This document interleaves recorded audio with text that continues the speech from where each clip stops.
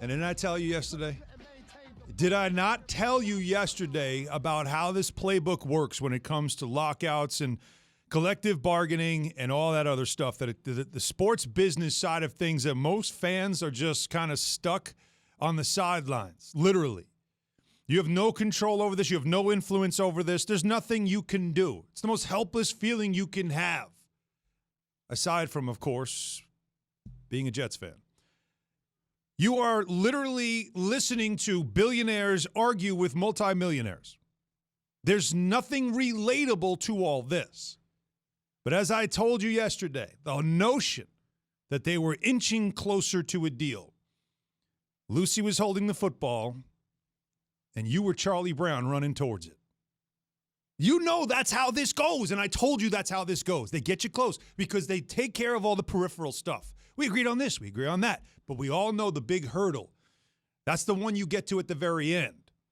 And as you heard yesterday, as the league now continues this lockout to a point where they are canceling the beginning, at least the start, the first two series of the baseball season, they're not meeting again. Where's that sense of urgency? Wait a minute, I thought you were close. If you were close, wouldn't you just keep working? No, walk away again. So you wait months to start negotiating. Then you go weeks before you come back with an answer. Then we have that fake hustle on Monday where we're there till 2 a.m. And we're very close until Lucy pulls away the football. Maddening, isn't it? Stupid, isn't it? Here's the problem. You get things that are said at this time now that as fans, you want to hear somebody say something that gives you hope, reason to believe there's going to be a game, reason to believe that on April 15th there will be baseball. There should be. You know why April 15th is an important date? Never mind about your taxes. It's an important date because it's the 75th anniversary of Jackie Robinson's debut in baseball, in the sport. Only one of the most iconic moments in the history of American sports.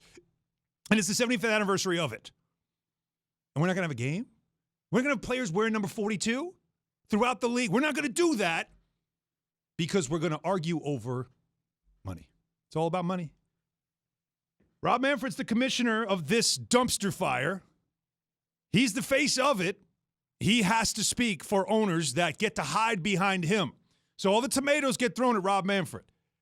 But I'm telling you, I've said this before, there are times where you have a guy at the dais, and I love watching this stuff as a reporter for the longest time. I was a sports writer in New York, covered all the different sports, and I would always watch the PR guy because there are some PR guys that don't have good poker faces.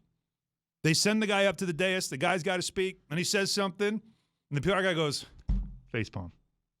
Like, you didn't just say that. Rob Manfred is the king of that. Remember the piece of metal comment about the trophy, about the World Series trophy? You know that?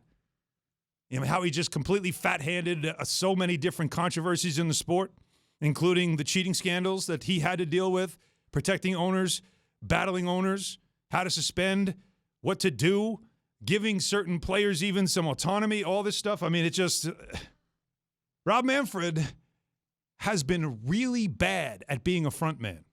But understand, the owners love him for that because he's the punching bag, and you don't know. They're all faceless. Pirates owners and Marlins owners, other than Derek Jeter, who said, I'm out of here. Like, you don't know who these people are. You know the Steinbrenners, and you know the Henrys, the Guggenheims. You know all of that, all those people. You don't know a lot of the other ones, the ones that really are the problem here. So Rob Manfred steps to the podium, and he lets the world know, for the first time in a quarter century, there'll be no opening day of baseball.